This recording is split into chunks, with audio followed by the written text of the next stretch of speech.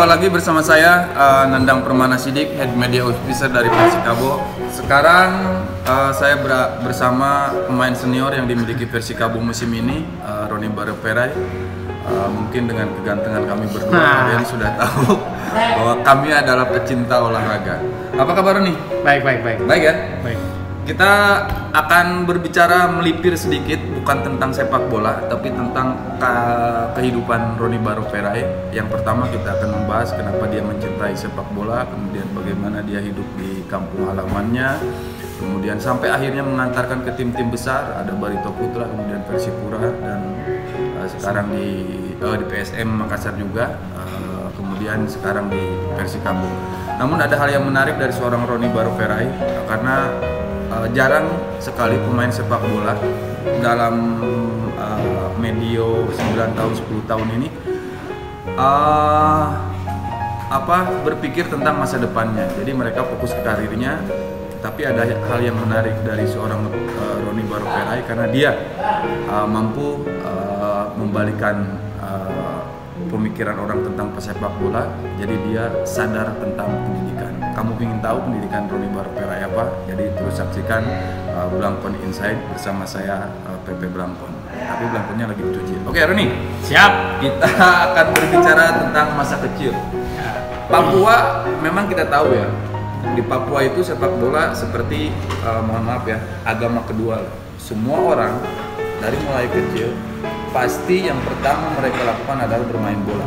Roni sendiri bagaimana bisa akhirnya bisa menekuni sepak bola sehingga akhirnya bisa bermain di tim besar?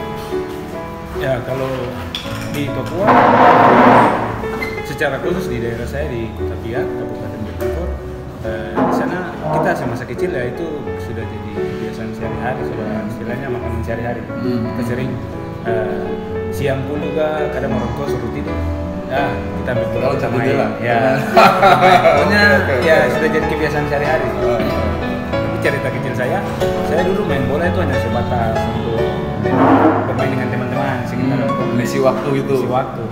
Tapi yang lucunya dulu orang tua saya memang ya genetik saya memang orang tua saya sebagai pesepak bola, mantan pemain PSBS Singapura dan pernah jadi kapten di PSBS Singapura dan sekarang berada di Liga 2. Yang lucunya orang tua saya tidak menyuruh saya langsung bermain bola. Dia suruh saya melatih atletik. Saya nggak tahu tujuannya seperti bagaimana karena dulu saya masih kecil, masih ya seusia SMP, SD dan SMP. Saya nggak tahu tujuannya nanti ke depan seperti kayak apa, tapi ya saya mengikuti arahan dari orang tua saya. Jadi kalau untuk sekedar untuk bermain bola, dulu semasa saya tidak ada SSB, tidak ada akademi. Jadi bermain bola semasa kita anak-anak itu ya sebagai untuk mengisi waktu aja untuk bermain dengan teman-teman itu aja. Tapi saya lebih condong ke atletik. Kebetulan kakak saya yang nomor 3 yang cewek atletik. Jadi saya mengikuti dia karena diarahkan dari bapak saya. Sudah dengan berjalannya waktu, saya mengikuti atletik dari SD, SMP, SMA. Ya, saya berpikir mungkin saya akan jadi seorang pelari atletik. Karena memang waktu pas seleksi prapon, saya terpilih. Tahun berapa itu? Tahun 2011 kan prapon. Ponnya 2012. Saya terpilih dari Kabupaten Biak Numfor, tapi pada saat itu juga karena ada pelatih saya namanya Pak Patina Sarani dan Pak Roni Patisarani atau bukan Pak Patina Sarani. Oke. Marganya sama sih. Oh siap. Dan Pak Andi Paisum yang selaku pelatih kepala, mereka mungkin karena lihat dari potensi sisi saya bagus karena saya sudah di atletik. Mereka memanggil saya untuk mengikuti seleksi PSBS usia 18 tahun.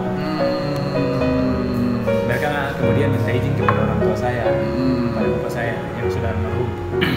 Terus saya bilang silakan tanya sama anaknya, kalau memang dia mau ya diambil saja. Jadi saya memang pada saat itu saya sudah saya tidak ada kepikiran bermain bola, hanya sekedar untuk mengisi waktu aja. Saya dulu fokus ke atletik, tapi karena dipanggil untuk seleksi saya datang. Tapi ya karena mungkin salah satunya juga karena genetik orang tua memang sudah bermain bola, jadi tinggal dipoles sedikit aja langsung jadi gitu. Posisi waktu itu tetap sama, bek kiri. Saya main gelandang. Kemudian karena kebetulan pas di usia 18, stoppernya tidak ada orang. Bukan tidak ada kurang, karena masih kurang, sehingga saya diplot ke posisi stopper. Sudah, usia 18 saya main posisi itu. Berjalannya waktu karena posisi itu dalam setiap pertandingan karena teman partner saya di posisi stopper itu salah satu cedera, bek kirinya cedera, akhirnya saya digeser ke bek kiri. Terus ada yang masuk main di posisi stopper. Jadi saya main bek kiri. Ya. Setelah saya main bek kiri itu sampai pas ada tim teleskoping dari Jayapura, Bapak Max Solua, saya masih ingat, pelatih Prapon waktu itu datang ke dia untuk seleksi di tiap daerah untuk PON, ya untuk Prapon ya. Sudah kita mereka lain, saya terpilih sepak bola. Tapi setelah saya seleksi, jadi lucunya kalau lapangan di Biak, lapangan sepak bola, di sebelahnya lapangan atletik. Saya habis seleksi sepak bola, saya pindah seleksi atletik. Oke, sebagai atlet. Ya, memang saya atlet. Tapi memang kalau di atletik saya sudah terpilih pada saat itu di Prapon. Terus di sepak bola, tahun-tahunnya ketika saya seleksi, saya terpilih juga. Tapi waktu pas ke Jayapura, berangkat kan kita seleksi untuk sepak bola di tingkat kabupaten, kemudian ke provinsi, ke Jayapura kita seleksi lagi untuk diambil 25 sampai 30 pemain terbaik untuk persiapan Praponnya. Jadi sudah saya terpilih atletik juga. Tapi saya pas ke Jayapura, kebetulan di atletik yang sekretaris PASI provinsi Papua untuk atletik, bapak saya punya adik laki-laki pelari. Ya, dia ganti posisi apa? Ya, dia telepon sama bapak saya. Dia bilang sama bapak saya begini, karena untuk regenerasi keluarga, marga, sehingga mendingan dia main di sepak bola, tidak usah di atletik, karena supaya melanjutkan regenerasi bapak sebagai pemain sepak bola. Karena bapak itu terakhir mungkin generasi yang sepak bola. Ya, Oke. Sudah, jadi bapak saya juga ketemu saya, bapak saya juga ketemu saya di Jayapura. Dia sampaikan, sudah kamu lanjutkan main bola, untuk atletiknya tidak usah, dia kasih kepada orang lain. Ya sudah, terpaksa saya sampai di situ. Saya ya bukan tidak secara langsung saya menolak atletik, tidak, tapi karena sesuai dengan perjalanan dan maksud dari orang tua, jadi akhirnya saya memilih sudah saya bermain bola. Fokus berarti ke main langsung bola. Saya fokus ke main bola, dan pada saat itu saya tes kuliah satunya kebetulan lolos di Jayapura, jadi sudah langsung saya tekuni kuliah sambil bermain bola. Prapon Papua. Nah, kemudian dari Prapon Papua itu kan pasti ada perjalanan, ada space waktu yang mungkin beberapa bulan, beberapa tahun. Nah, tim profesional pertama itu Persipura? Bukan. Jadi ceritanya setelah Prapon kan kita harus ke PON dulu. Kita lolos kualifikasi wilayah timur Prapon di bawah pimpinan Bapak Max Solua. Kemudian kita diproyeksikan ke PON. Otomatis sudah ke PON. Terus ketika mau ke PON, kita seleksi lagi di sana. Tapi kita materi yang di Prapon yang sudah ada saat itu tinggal ditambahkan dari luar lagi lagi untuk memperkuat. Siapa itu angkatannya waktu itu Prapon? Ada yang masih main bola Prapon yang masih di Liga 1 Nelson Alom. Oh, Nelson Alom. Oke. Nelson Alom. Sisanya Liga 2. Ada Yohanes Nabar tapi Liga 2. Oh, Yohanes Nabar. Iya, oke, berarti Liga 2. Oke. Nah, ini berbicara tentang PON, kemudian Prapon, bisa dibilang mungkin itu adalah bukan karir tapi kompetisi yang pertama yang secara harfiah harus dilakukan seorang pesepak bola itu kan pertandingan yang ketat itu dapat di Prapon itu kan. Nah, kemudian bisa ke Persipura itu bagaimana ceritanya? Jadi ini perjalanannya ya. Jadi setelah dari Prapon saya ke PON. PON waktu 2012 di Riau. Ya. Jadi kan kalau dalam masa saya liputan ke sana soalnya saya tahu itu. Siapa itu pelatihnya itu kalau masalah itu? Nando Ferio. Saya kasih HP itu, Pak Nando Ferio itu. Ya, terus. Dekat dengan pers juga dia. Ya, dekat. Oke. Terus. Iya, jadi dia yang tangani kita. Kemudian yang melatih fisiknya Bapak Dr. Daniel Lomsio selaku pelatih fisik. Dan bapak tersebut yang merekomendasi saya untuk mengambil S2 yang sekarang yang di Udayana. Di Udayana, oke. Jadi ketika kita sampai di sana, kita melakukan tryout ke Jakarta, kita uji coba, datanglah manajemen Persira Raja Ampat.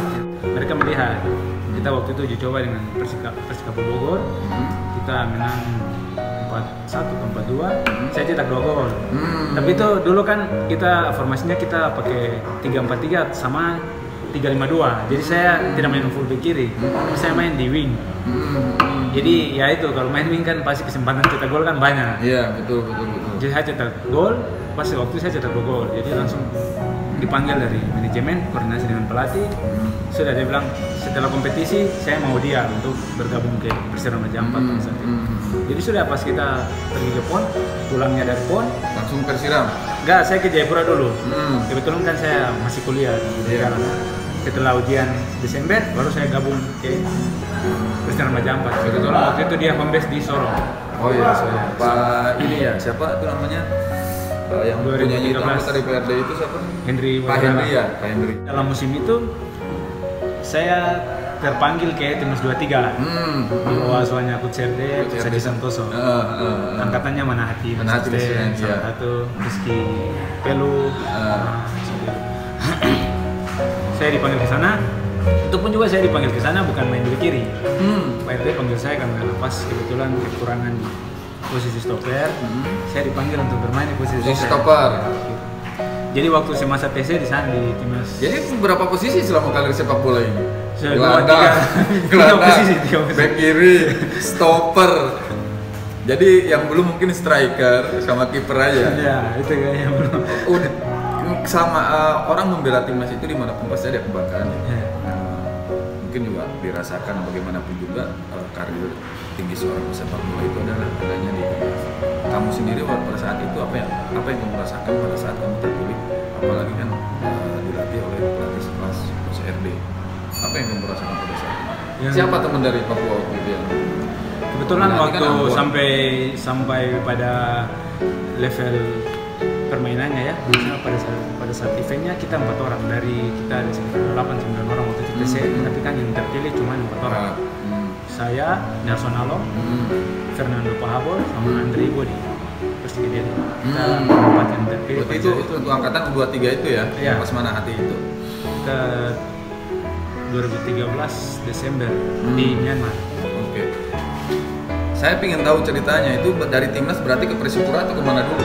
Ya dari timnas baru langsung di Persipura. Berarti udah jelas kalau Persipura itu harus merasakan level tertinggi setidaknya di timnas. Makanya kalau misalkan bermain melawan Persipura itu miniatur timnya itu ada di situ karena dari Papua itu minimal ada pemain 4 atau 5 pemain. Saya dulu masih ingat kayak Patrick Wanggai, kemudian Oktomaniani juga ada di U23 yang 2000 Titus Bonais juga kan. Apalagi zamannya ke belakang lah Kakak Eli Ebo ya kan, kepala suku itu kan. Jadi intinya apa yang terjadi dengan Roni Barepera itu adalah sebuah peningkatan prestasi karena dari Persira kemudian ke timnas kemudian ke Persipura. Nah, lanjut ke Barito Putra. Nyebrang pulau. Berarti ini adalah perantau jadi anak rantau pertama nih Barito Putra. Berapa musim di Barito? 2 musim. 2 musim. Kemudian balik lagi PSM mendekati kampung halaman. 1 musim. 1 musim. Sebenarnya apa sih yang membuat betah seorang pemain bola kayak kamu kan di Persipura berapa musim? Saya hampir 4 musim. Karena memang pada saat itu saya memilih Persipura karena saya harus menyelesaikan saya punya studi akhir. Saya sudah semester 7-8. Jadi memang wajib saya harus bisa, orang tua juga pesan untuk harus selesaikan. Oke. Sampai saat ini ada di Persikabo. Ini kan perjalanan terjauh ya. Kalau PSM dari itu tinggal Kalimantan yang transit ini kan ke Bogor dulu, ke Hambalang. Kita akan tanya Roni Barepera. Mungkin ini bagi kalian juga yang sekarang lagi lagi berkarir di sepak bola, tentu pasti akan mengalami satu tahap di mana kalian akan merasa down, akan merasa semangat atau merasa masa terpukul. Banyak sekali pesepak bola di Indonesia ya ketika level usia mudanya bagus, tapi ketika ke level senior dia menghilang. Banyak sekali. Nah, bagi Roni sendiri suka dukanya sebagai pemain sepak bola itu apa? Mungkin kalau suka dulu nih. Kalau suka ya sebenarnya untuk sepak bola itu bagi saya sebuah pekerjaan yang memang kita harus menekuninya, kemudian kita harus fokus karena sukanya itu kita tidak secara langsung. Nah ini beda ya kalau kita cerita kalau PNS, contoh kalau PNS, dia belum tentu akan berpindah, dia akan macam besok dia akan berangkat ke sini, besok dia akan berangkat ke Pulau ini, di sana. Belum tentu. Kalau pesepak bola tidak, dia pada saat event berjalan, dia bisa ke pulau ini dan dia bisa belajar di semua. Berarti keuntungannya daerah, itu ya. bisa berinteraksi dengan lingkungan masyarakat yang lain ya. Dengan Itu hal yang baru, positif, ya. yang baru, yang positif. Nah, kemudian pernah nggak merasa down ketika bermain di satu klub, kemudian tidak menjadi pilihan, apakah tidak pernah menjadi pilihan pelatih? Kemudian bagaimana solusi dari hal itu? Kan banyak sekali. Kalau misalnya ganti pelatih, kadang-kadang beda strateginya. Mungkin kalau saya pada saat yang menghadapi hal-hal itu, mungkin saya lebih banyak belajar kayak senior saya yang dulu macam dulu di Persipura kan dulu pada saat saya masuk saat itu memang ya itu posisi pada saat itu memang masih Persipura masih on dan pemain-pemainnya memang kualitas semua. Jadi untuk mau masuk ke lineup itu susah sekali.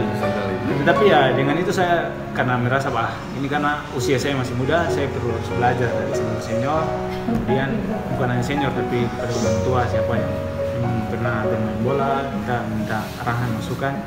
Jadi itu yang membuat saya tidak langsung down, tetapi saya belajar terus, belajar sampai akhirnya di Persipura ya itu saya mendapat tempat dan selama 4 tahun itu ya termasuk waktu yang cukup lama lah di Persipura.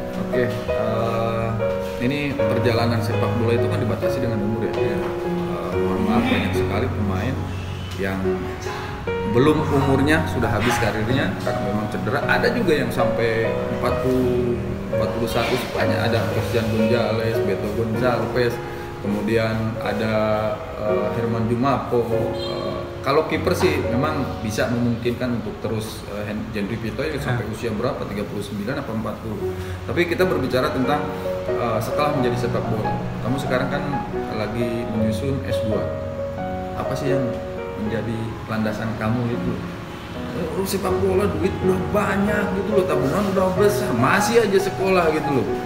S1 aja saya kira sudah cukup untuk menjadi PNS. Apa yang menjadi motivasi kamu untuk terus sarjana ilmu psikologi olahraga ya? Apa itu yang memotivasi kamu untuk terus mengejar gelar? Mungkin kalau untuk saya bidangnya kan olahraga. Jadi ketika saya kenapa harus ambil magister fisiologi olahraga? Karena ketika selesai kan yang seperti tadi Pompe bilang kita ada levelnya, ada batasnya. Kalau kita pemain Indonesia dengan Eropa beda mungkin dari segi ketika genetik kita dari bawah ya, mungkin pola makan kita. Jadi kita punya batas usia yang maksimal 35 sampai 30-40 lah kita taruh. Tapi kalau asing kan pemain dari luar kan mereka gizinya bagus, mereka jaga, mereka disiplin. Jadi mereka punya level permainan itu bisa sampai 40 ke atas. Mereka untuk juga bermain di tingkat sainsnya juga udah jalan. Sudah jalan mereka menjaga.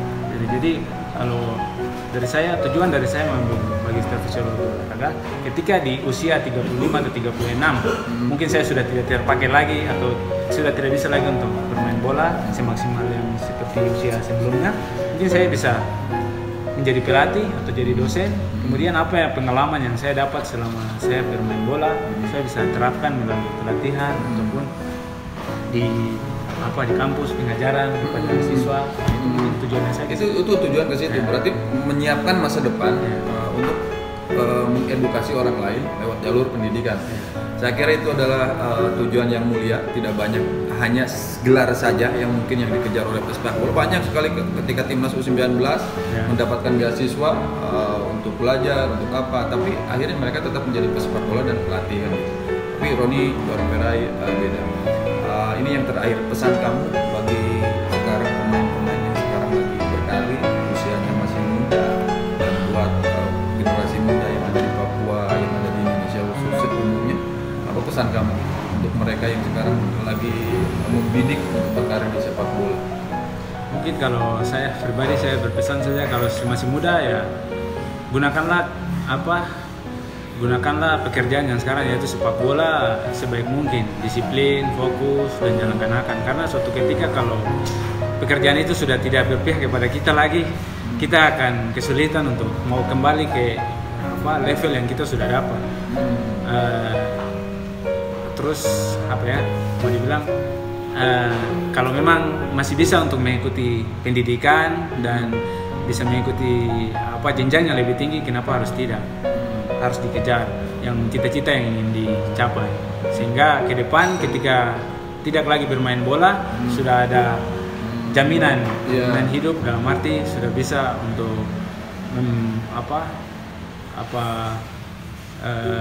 sudah bisa untuk kehidupan selanjutnya itu sudah bisa tahu arahnya akan kemana. Produktif ya, menjadi orang tetap produktif. Oke, itu dia pesan Roni Baruk Perai, bek kiri dari Persikabo untuk musim ini. Semoga kuliahnya cepat kelar, Bang, dan menjadi pendidik dan mempunyai dan membantu negara ini, khususnya untuk daerah Papua, mencari bibit-bibit yang andal, karena bagaimanapun regenerasi itu sangat perlu, entah itu di bidang apapun juga regenerasi sangat perlu. Mudah-mudahan gelar yang kamu capai nanti itu akan bermanfaat untuk Papua, umumnya untuk Indonesia.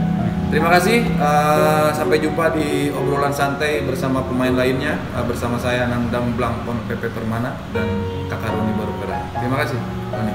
Wassalamualaikum warahmatullahi wabarakatuh.